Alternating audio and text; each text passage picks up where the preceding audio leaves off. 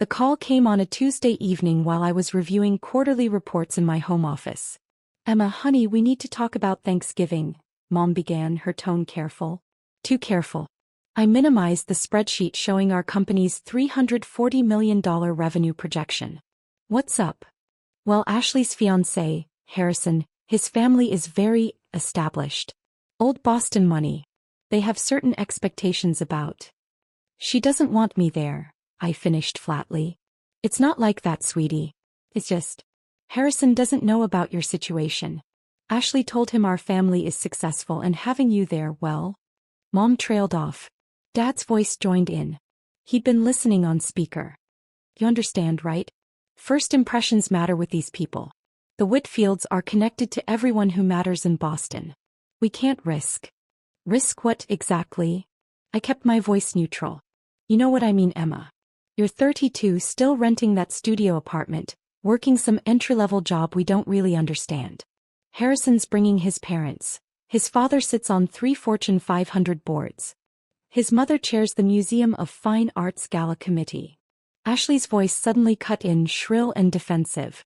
Emma, don't make this harder than it has to be. This is my future we're talking about.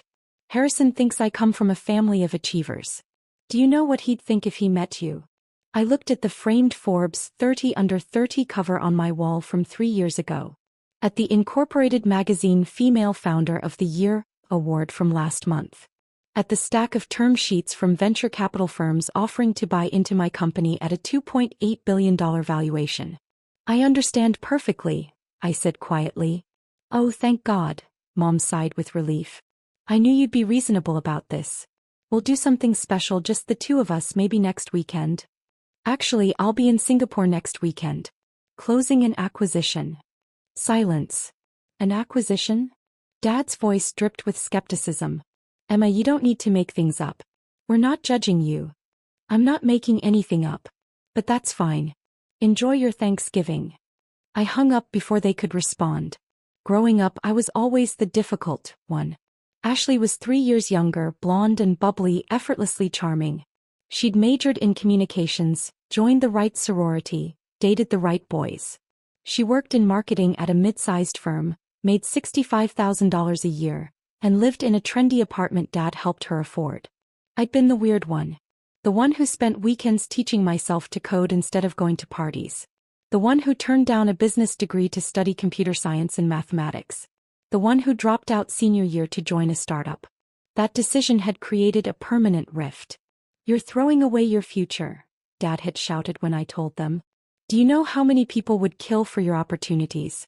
And you're leaving for some ridiculous internet company. It's not ridiculous. We're building something revolutionary. You're 21 years old. You don't know anything about building a business. Mom had cried. Ashley had rolled her eyes and called me such an embarrassment. I'd left anyway. The startup, a fintech platform connecting small businesses to alternative lending sources, had been acquired 18 months later for $47 million. My equity stake, $3.2 million after taxes. I never told my family. Instead, I'd let them believe I was struggling. When they asked about my job, I said, I work in finance, and changed the subject. When they saw my modest apartment, I didn't mention the $4.8 million loft I owned in downtown Boston as an investment property. When they assumed I took the bus everywhere, I didn't correct them, even though my Tesla sat in a private garage 3 blocks away. I wasn't hiding out of shame. I was watching. Testing. Every dismissive comment, every assumption, every time they chose Ashley's comfort over basic decency toward me, I filed it away. With my $3.2 million, I'd started my own company, Meridian Financial Solutions. We built AI-powered financial analytics tools for mid-market companies. Within 2 years, we had 37 clients and $8 million in revenue. Within 4 years, we had 300 clients across 12 countries and $340 million in revenue. I owned 73% of the company. Last month, Goldman Sachs had valued us at $2.8 billion in a preliminary acquisition discussion. I turned them down. We were worth more and I knew it. My team knew who I was. My investors knew. My clients knew. The business press knew. I'd been profiled in Forbes, Fortune, Bloomberg, and the Wall Street Journal. My family had never asked enough questions to find out. The Tuesday after the Thanksgiving phone call, I had breakfast with my CFO Marcus Chin. "How's the Whitfield integration planning going?" I asked, scrolling through the onboarding documents on my tablet. Marcus grinned. "Smooth. Harrison Whitfield starts Thursday. His background is impressive. Harvard MBA, 3 years at McKinsey, 2 years in private equity. His father personally called to thank you for the opportunity." I nearly choked on my coffee. His father called? Yeah, Richard Whitfield himself. Apparently Harrison's been trying to break out of the family's shadow, prove himself on his own merit. Richard said having his son work for a company as prestigious as Meridian was exactly what Harrison needed. The irony was suffocating. Harrison Whitfield, the man my sister was marrying, the man whose family was apparently too prestigious for me to meet, was joining my company. The company I'd built from nothing. The company I own 73% of. And he had no idea his fiancé's embarrassing sister was the CEO. "Does Harrison know I'm the founder?" I asked carefully. Marcus checked his notes. "The offer letter was signed by me as CFO. Your name is listed on the corporate docs as E. Castellano. You might not have connected it." "Why?" "No reason. Just curious about his prep level." By Wednesday I'd made my decision. I called my executive assistant, Patricia. "For Thursday's executive orientation, I want you to handle the morning session. Give Harrison the standard CEO welcome, but tell him I'm in back-to-back meetings until 2 p.m. Then bring him to my office at 2:15. Any particular reason for the delay?" Patricia had been with me for 4 years. She knew when I was strategizing. Let's just say I want to make sure his first day is memorable. Wednesday evening, Ashley posted engagement photos on Instagram. Her caption gushed about Harrison's family, their refined taste, their impeccable breeding, their standards of excellence. I screenshot the post for my records. Thursday morning, I arrived at Meridian headquarters at 6:30 a.m. Our offices occupied 4 floors of a glass tower in Boston's Seaport District. Floor-to-ceiling windows overlooked the harbor. The reception area featured our logo, a stylized compass, in brushed steel 12 feet tall. I'd designed every inch of this space. My corner office on the 14th floor had a view that stretched from the harbor to the financial district. Awards lined one wall. The other held my degrees. BS in computer science and mathematics from MIT, I'd gone back and finished after the first acquisition, and an MBA from Stanford that I'd completed part-time. My family thought I was a college dropout working an entry-level job. At 9 a.m. Patricia texted, "Harrison Whitfield checked in. He's very impressed with the facilities. Mentioned his father talked about Meridian at dinner last week." At 10:30 a.m., Harrison asked if he'd meet the CEO today. I told him you have a packed schedule but will make time this afternoon. At 11:45 a.m., he just said, and I quote, "I can't wait to meet the visionary who built this place. Should I tell him?" I replied, "Let it be a surprise." At 1 p.m. I reviewed Harrison's file one more time. Harvard MBA, top 5% of his class. Thesis on emerging markets financial technology. McKinsey consultant specializing in financial services transformation. 2 years at Sterling Capital, a mid-tier private equity firm. Solid credentials. He'd earned this position on merit. But he'd also stood by while my sister excluded me from Thanksgiving because I'd embarrass him. At 2:10 p.m. I straightened my Tom Ford blazer, checked that my Cartier watch was visible and waited.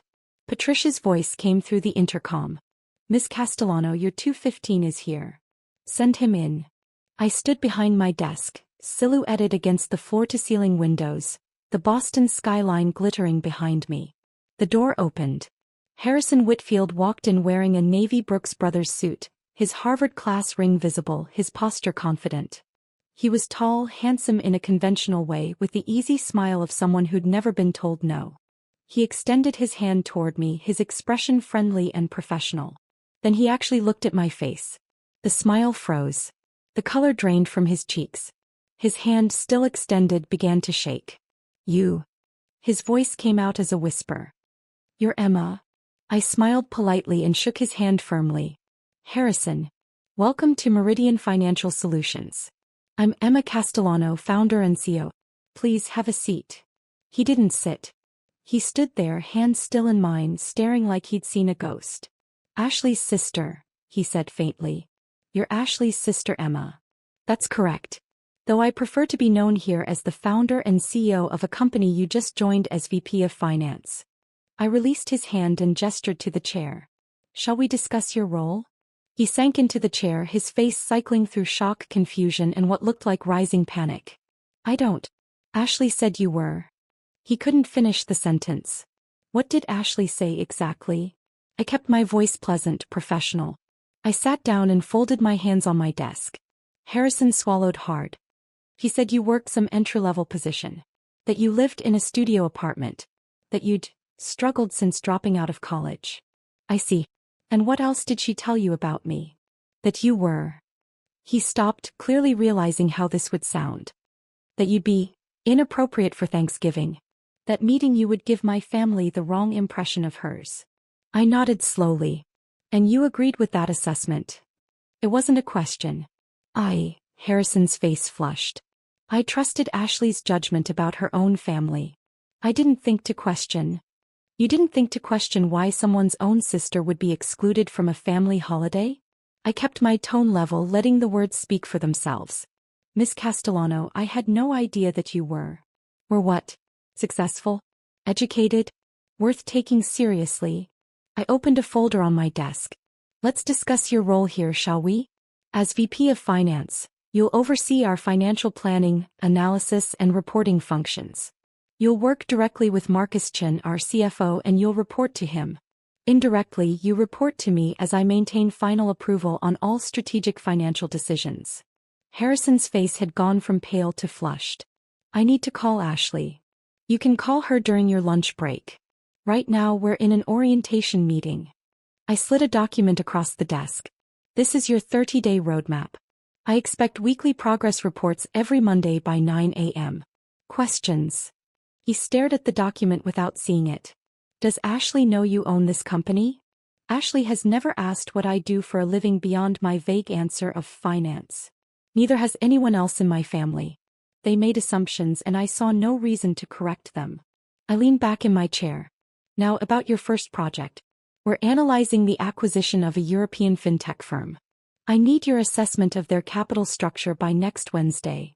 Ms. Castellano. Harrison's voice cracked. I don't know what to say. You don't need to say anything, Harrison. You need to do your job. The job you earned on your own merit based on your Harvard MBA and your McKinsey experience. The job that has nothing to do with who you're marrying or which family you come from. I met his eyes directly. I hired you because you're qualified. What happens between you and my family is irrelevant to your performance here. Clear? He nodded mutely. Good. Patricia will show you to your office. Welcome to Meridian. Harrison didn't make it through the afternoon. At 4:47 p.m., my phone lit up with a call from Ashley. I let it ring through to voicemail. 30 seconds later, she called again. I answered on the fifth ring. This is Emma. What the hell did you do? Ashley's scream was so loud I had to pull the phone away from my ear. I'm in the middle of a workday, Ashley. Can this wait? Can this? You humiliated Harrison. He came home in the middle of his first day, completely hysterical, saying you're his boss? That you own the company he just joined? What kind of sick game are you playing? I put her on speaker and continued typing an email. I'm not playing any game. Harrison was hired 6 weeks ago based on his qualifications. His start date was scheduled for today. I'm not sure what's confusing about this. You knew he was my fiancé. I became aware of your engagement 3 weeks ago when you posted about it on Instagram. At that point, Harrison had already signed his offer letter, negotiated his compensation, and completed his background check. Was I supposed to rescind a job offer from a qualified candidate because my sister decided to get engaged to him? You should have told me. I was uninvited from Thanksgiving, remember? For being too embarrassing to meet Harrison's family. I wasn't aware I owed you detailed updates about my company's hiring decisions. Silence on the other end. Then, Mom said you worked some basic finance job. Mom never asked. Neither did you. Neither did Dad. I stopped typing and picked up the phone. Ashley, I have a 5 p.m. call with our London office. Was there something else? Harrison is devastated. He's talking about resigning. That would be unfortunate. He's a strong hire and we have a probationary period in his contract. If he resigns in the first 90 days, he forfeits his signing bonus and his unvested equity. I paused. That's $200,000 in cash and stock options that would vest to $1.8 million over 4 years at our current valuation. But it's his choice. Emma, you can't do this to him. I'm not doing anything to him. I'm offering him an excellent position with competitive compensation at a rapidly growing company. What you're asking me to do is fire a qualified employee because it's inconvenient for you. The answer is no. Then he'll find another job. He's welcome to try. Though I should mention that in Boston's fintech sector, which is where his expertise lies, Meridian is considered the most prestigious employer outside of the big banks. His father called Marcus personally to say how proud he was that Harrison got this position. Another silence. His father too knows? Richard Whitfield called our CFO Tuesday morning. He said, and I quote, "Having Harrison work for a company as prestigious as Meridian is exactly the opportunity he needs to establish himself independently." It was a lovely conversation. Marcus sent me the notes. I could hear Ashley breathing heavily on the other end. "You're doing this to punish me," she said finally. "Actually, Ashley, I'm doing my job. Harrison's employment has nothing to do with you. What I find interesting is that you immediately assumed his career should revolve around your comfort rather than his own professional development. I need to call Mom. Good luck with that. I have to go." I hung up. My phone exploded. Text from Mom, "Call me right now." Text from Dad, "What is Ashley talking about? You own a company." Text from Ashley, "You are ruining my life." Text from Harrison, "Miss Castellano, I apologize for leaving early. May I schedule a meeting to discuss my role tomorrow?" I responded only to Harrison, "Of course. Patricia will send you calendar options." At 6:15 p.m. my parents called on FaceTime. I answered while packing my briefcase. Mom and Dad were both on screen, sitting at their kitchen table, faces tight with confusion and anger. "Emma Louise Castellano." Mom began using my full name like I was 12. "What is going on?" "Ashley is hysterical. She says you own some company and Harrison works for you." "That's correct." "What do you mean that's correct?" "You told us you worked in finance." "I do work in finance. I run a financial technology company." Dad leaned forward. "Run?" "Emma, stop exaggerating. You can't just." I turned my phone camera to pan across my office. The Forbes cover. The Incorporated Magazine Award. The Stanford MBA diploma. The floor-to-ceiling windows with the harbor view. The Meridian logo on my desk nameplate. Emma Castellano, founder and chief executive officer. When I turned the camera back to my face, they were both silent. "I founded Meridian Financial Solutions 7 years ago," I said calmly. "We provide AI-powered financial analytics to mid-market companies globally. We have 300 clients in 12 countries. Last year's revenue was $340 million. We employ 270 people. Goldman Sachs recently valued the company at $2.8 billion. I own 73% of it." Mom's mouth opened and closed. No sound came out. Dad found his voice first. That's not possible. You dropped out of college. You live in a studio apartment." "I finished my degree at MIT after my first company was acquired for $47 million. I completed my MBA at Stanford while building Meridian. The studio apartment is where I stay when I work late. I own it. I also own a $4.8 million loft downtown, a house in Cambridge and a vacation property in Vermont. I'm sorry you found my living situation so disappointing." "Your first company?" Mom whispered. "The startup I joined at 21. The one Dad called a ridiculous internet company. We were acquired 18 months later. My equity was worth $3.2 million after taxes. I used it to start Meridian." Dad's face had gone red. "Why didn't you tell us?" "You never asked. You assumed I was struggling and I let you assume it. I wanted to see how you'd treat me when you thought I was the family failure." "That's not fair," Mom protested. "We never said. You uninvited me from Thanksgiving because I'd embarrass Ashley's fiancé. You told me my presence would give his family the wrong impression of yours. You chose Ashley's comfort over my basic inclusion in a family holiday." My voice stayed level. "I wasn't hiding my success from you. I was testing whether you valued me as a person or only as a status symbol. We were trying to help Ashley. You were prioritizing her image over my dignity. There's a difference. Ashley's voice suddenly joined the call. She'd walked into their kitchen. This is insane. You let us think you were some loser working a dead-end job, and all along you were, what, laughing at us? I wasn't laughing, Ashley. I was watching. Bernie. Every dismissive comment, every assumption, every time you chose convenience over kindness, I remembered. You're punishing us. No. I'm running my company. Harrison is an employee who earned his position on merit. If you're upset that your fiancé works for your sister, that's between you and him. It has nothing to do with me. He wants to quit. Then he'll forfeit $200,000 in immediate compensation and nearly $2 million in long-term equity. His choice. Dad slammed his hand on the table. Emma, you need to fix this. Fire him or transfer him or something. You can't expect Harrison to work for you after the Thanksgiving situation. Why not? His employment contract is clear. His performance expectations are standard. He's qualified for the role. The only issue is that you're all uncomfortable with reality. Emma, please. Mom's voice cracked. This is Ashley's future. Her marriage.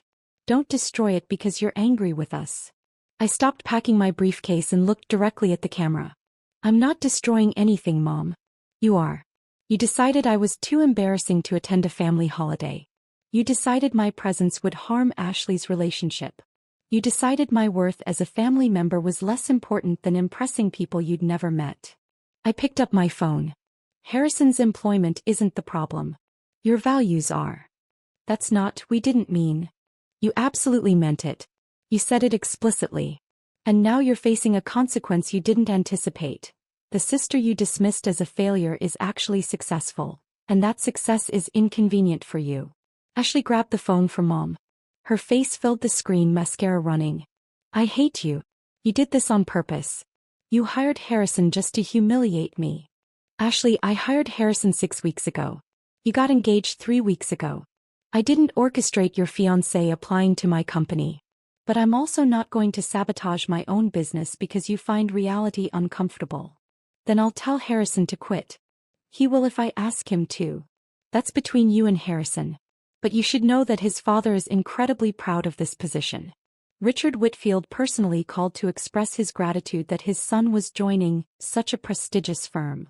If Harrison quits for no professional reason, his father will want to know why. Ashley's face went pale. You talked to his father? My CFO did. Apparently Richard has been hoping Harrison would break out of the family business expectations and prove himself independently. This job represents exactly that opportunity. I imagine Richard would be very disappointed if Harrison walked away from it. You're backing me into a corner. No, Ashley. I'm standing in a corner I built. You're the one who walked into it. I hung up. The next morning Harrison arrived at 8 a.m. sharp. Patricia escorted him to my office. He looked like he hadn't slept, but he was dressed professionally, carrying a leather portfolio, his expression serious. Miss Castellano, thank you for seeing me. Of course. Sit down. He sat back straight, meeting my eyes directly. I want to apologize for yesterday. Leaving early was unprofessional. It won't happen again. Apology accepted. Is there anything else? He hesitated. Ashley asked me to resign. I'm aware. What did you tell her? I told her no. He took a breath. I spent last night reviewing Meridian's financials, reading your interviews, researching your background. You built something extraordinary. This position represents exactly the kind of challenge I've been looking for, the opportunity to prove myself outside my family's shadow. I'm not walking away from that because my fiancé is uncomfortable. I nodded slowly. And what happens when she continues to pressure you? Then we'll need to have a serious conversation about our relationship. Because if she expects me to sacrifice my career advancement to protect her pride, we have bigger problems than who my boss is. Fair enough. One rule, Harrison. What happens in this office stays in this office. I don't discuss my family with employees, and I don't want office politics bleeding into Thanksgiving dinners. If I'm ever invited to one again. A ghost of a smile crossed his face. Understood. Good. Now about that European acquisition analysis. We worked until noon. Harrison was sharp, asked intelligent questions, caught details other analysts had missed. He'd earned this job and he was proving it. At 12:30 as he was leaving my office he paused at the door. "Miss Castellano? For what it's worth. I'm sorry. About the Thanksgiving thing. I should have questioned why Ashley was excluding her own sister. I should have insisted on meeting you. I let social climbing override basic decency and that's on me. Harrison, I appreciate that. But understand something. I didn't hire you to punish my family, but I'm also not going to manage my company around their comfort. You do your job well, you'll have a fantastic career here. But don't expect me to make this easier for Ashley. She made her choices. Now she lives with them. Fair enough." He left. At 1 p.m. my phone rang. Unknown Boston number. Emma Castellano. "Miss Castellano, this is Richard Whitfield. Harrison's father." I sat up straighter. "Mr. Whitfield. How can I help you? I understand there's been some confusion regarding my son's employment with your firm." "Has there?" My future daughter-in-law called this morning, quite upset. She seemed to be under the impression that Harrison should resign from Meridian because of a family conflict.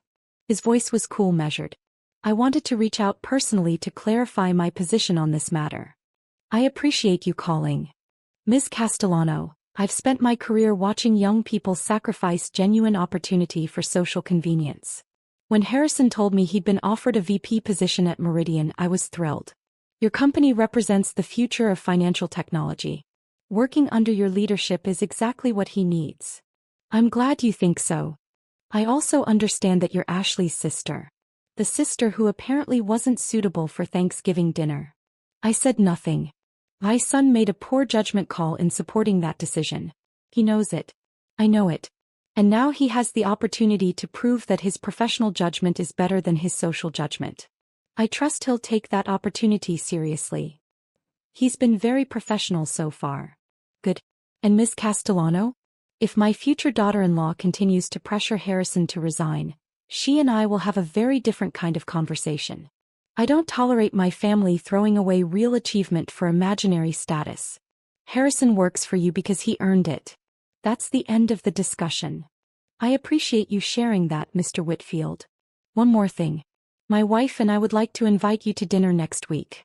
Not as Harrison's boss but as Ashley's sister.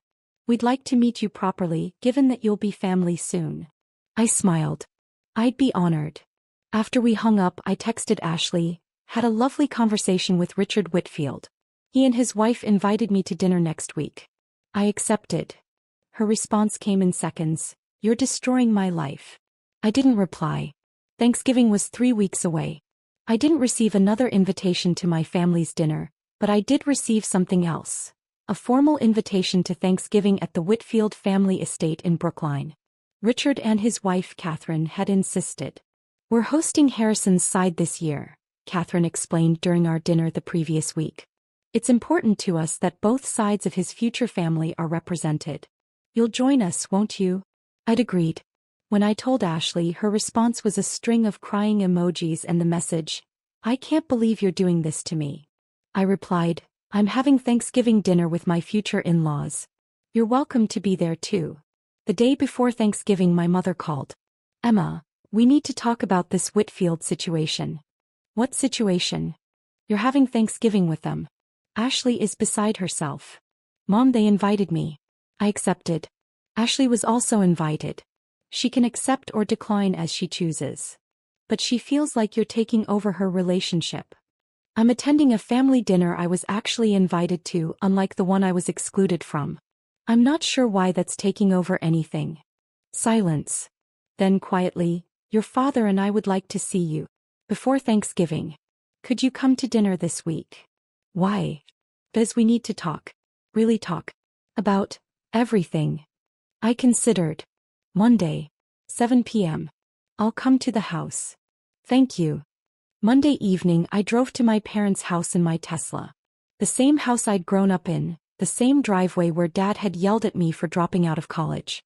They were waiting in the living room, both of them looking older than I remembered, more tired. "Thank you for coming," Mom said. I sat in the armchair across from them. You said we needed to talk. Dad spoke first. We've spent the last 3 weeks reading about you. Your company. Your achievements. The interviews, the awards, He stopped. We had no idea. You never asked. That's not fair, Mom protested. You told us you worked in finance. You let us think. I let you think exactly what you wanted to think. That I was struggling. That I'd failed. That dropping out was the disaster you predicted. I leaned forward. Do you know why I let you think that? They said nothing. Because I wanted to know if you'd love me without the success. If you'd value me as a person, not as a trophy. And you showed me the answer. You didn't. That's not true, Dad said, but his voice lacked conviction. Dad, you told me I was throwing away my future. Mom cried like I was dying. For 11 years you treated me like a disappointment. And the moment it became inconvenient for Ashley, you uninvited me from a family holiday. We thought we were helping Ashley. You chose her comfort over my dignity. You decided my presence would embarrass her fiancé. You prioritized the opinion of people you'd never met over your own daughter's inclusion in her own family. I stood. And now that you know I'm successful, now that I'm someone worth knowing, you want to really talk. Emma, please. Mom's voice broke. We made mistakes. We're sorry. Are you sorry for how you treated me?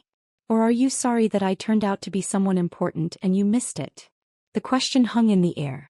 Finally, Dad spoke. Both. We're sorry for both. It was the most honest thing he'd said. I nodded slowly. I appreciate that. But here's what happens next. I'm going to the Whitfields' Thanksgiving. I'm going to continue running my company.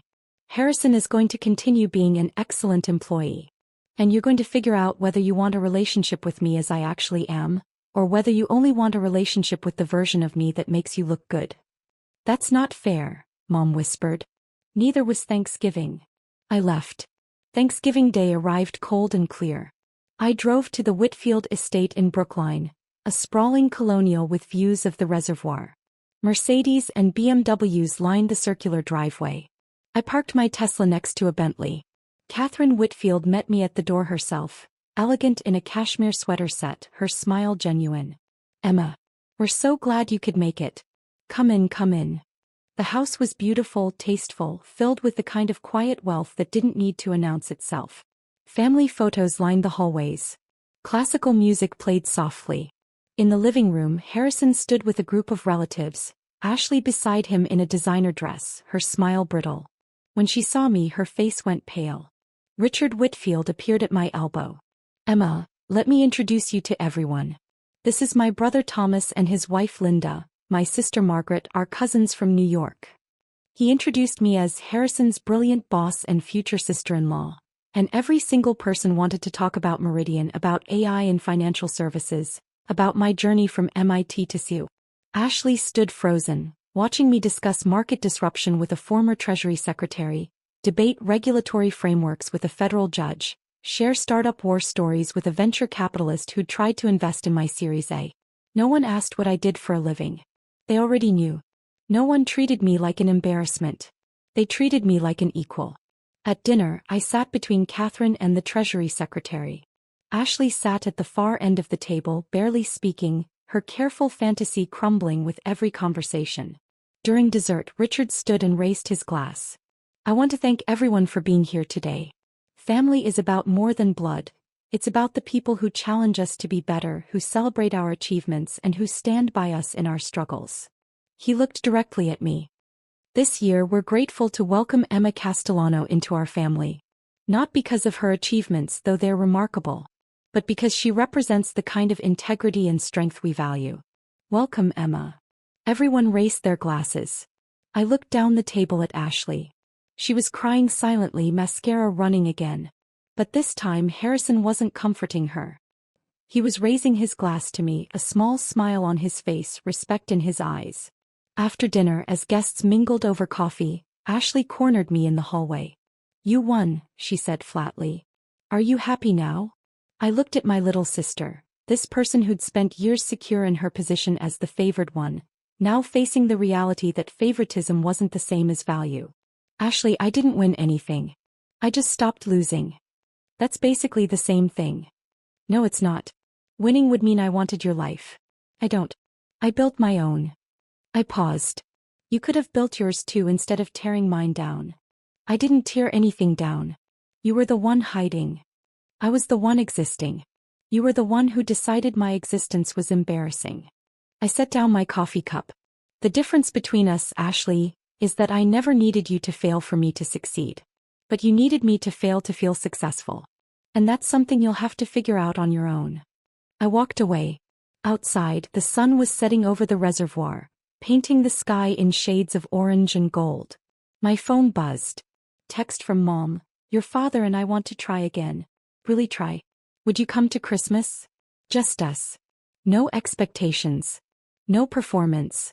Just family. I looked at the message for a long time. Then I typed, I'll think about it. It wasn't forgiveness. Not yet. But it was a door left slightly open. Whether they walked through it would be up to them. I got in my Tesla, drove back to my loft and spent the evening reviewing the European acquisition analysis Harrison had submitted. It was excellent work. Sharp, detailed, insightful. I sent him a note. Exceptional analysis. Let's discuss Monday. His response came immediately. Thank you, Ms. Castellano. Happy Thanksgiving. I smiled. Happy Thanksgiving, Harrison. For the first time in 11 years it actually was.